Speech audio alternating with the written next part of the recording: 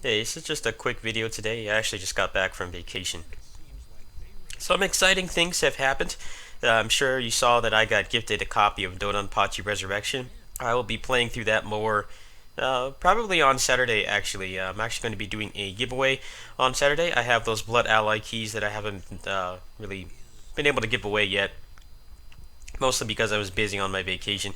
But now I'm home, so there's nothing really holding me back now.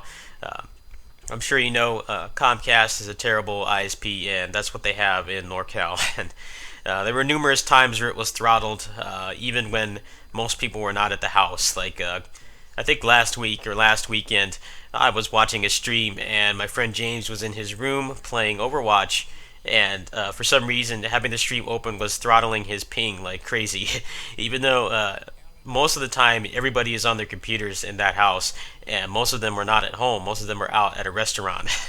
So it did impact what I could upload and stuff like that. I had to find certain times where people were not using the internet to upload the videos, which is why I wasn't really going too crazy on the production and stuff like that. I also needed a break anyway. My stress levels have been very high, and I've still been kind of dealing with the repercussions, physically from that. So I just decided to take a break. I haven't really had too much motivation right now. Anyway, I'm still waiting to hear back from Play Asia for their partnership, and that's been a big source of stress too. I know it would be a great boon for me, and I don't really know what to expect at this point. I've been emailing them for over 2 months now, and I haven't really got much progress aside from getting Yukimura Den funded, which you saw. I played quite a bit of that while I was on vacation, just to please you guys, to kind of break away from DFO and stuff that you guys aren't interested in watching.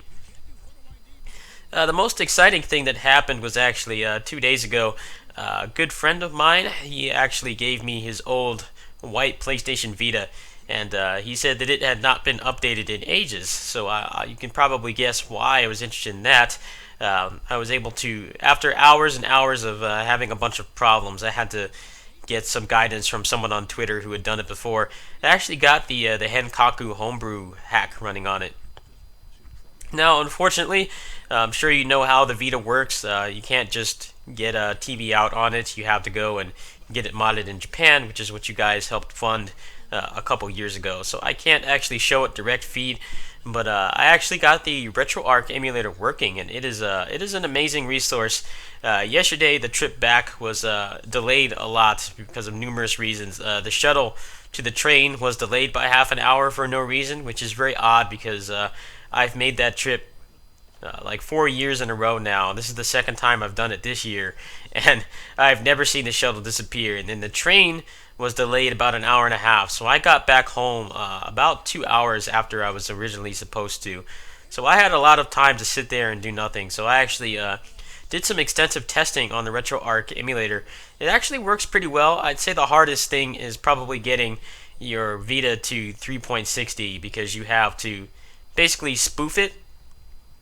You have to download a specific file and 3.60 file, and you have to get quality QCMA, quality content manager assistant or something like that. And the problem I had was that it didn't have the right driver, and some people have said that it's a nightmare to get it on there. Now, what I hear is that Odin Sphere has the 3.60 update on the cart. So if you buy that game physical, which is easier said than done because they obviously A, did not print that many copies, and B, most American stores do not even carry Vita software anymore. Even recent games like Odin Sphere. Odin Sphere has only been out for like, what, 4 months now?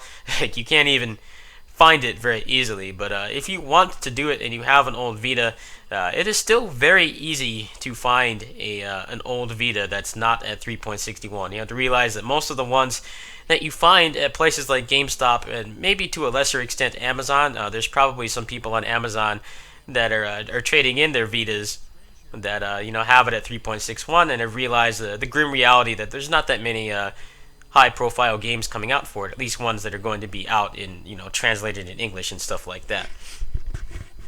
But if you do find one, I'll go ahead and I'll link to the guide to do it. Just don't do it for a piracy or something like that. It's not really for that. The coolest things that you can do on it right now is the RetroArch emulator, which is basically just about every retro console you can think of. It even has some limited functionality for arcade emulators. It's got CPS-1, CPS-2, Neo Geo, and I think an older version of MAME. I'm only working with a 4 GB memory stick right now. When my Patreon comes in, I'll probably get a bigger memory stick, and maybe I can do like some camera footage of it or something. But it's an amazing resource. I'm sure cell phones can do or smartphones can do emulation now, but the big problem is the form factor is terrible. You're not going to have solid controls if you're just playing on a touchscreen, and if you're busting out a controller, I think some of the smartphone emulators support a controller. Then it's not going to be something you can really use if you're a person who commutes without driving yourself. Like, you don't want to have the phone in your lap and the controller in your lap when you're on the bus, and if there's like a small shake or jolt, you can break your phone or worse. Like, I've never really seen the appeal in doing that. So having it on the Vita, the form factor, you have a really nice D-pad and buttons, is really sweet. I'll go ahead and I'll try to post some screenshots. For the most part, the emulation has been rock solid. There's been some minor hitches, but even some games that are very notoriously difficult to emulate, like the CX4 chip games, like the Mega Man X games, X1 through 3 and stuff like that. I played them for quite a bit. I played through the first few levels. I didn't actually beat any games while I was on the trip. I mostly just kind of experimented with some stuff that I had played in the past to see if it would be feasible to play them all the way, and most of them worked pretty well. I believe it's still being updated, so maybe there will be some compatibility later on. What you will want to do is you'll want to install the all-in-one Retroarch core, because what that does is it makes it so you only have to install one bubble on the Vita. I believe previously, until recently, maybe a few months ago, you had to install each core, which is a core is basically the emulator. So you would have to install the NES bubble and the SNES bubble and so on and so forth. Now you can do it all in one. So it actually works really well. I'll try to post some screenshots. Maybe I'll do like a slideshow video. If I could get the screenshot system working, right now it seems to be crashing. I'm not sure if it's just the emulator is buggy or I just don't have enough space on that small 4 GB card to do it. But I'll get back to you guys. So what's going to happen is Saturday at 5 p.m. Pacific Standard Time, I'm going to be giving away a number of things. It depends on how many of you guys show up. The first thing I'll be doing is blood ally keys, and if I'm able to get rid of all the blood ally keys, if I get enough people interested, then I will be giving away the excess stuff that I have from Humble Bundle. Anyway, catch you guys later. Peace.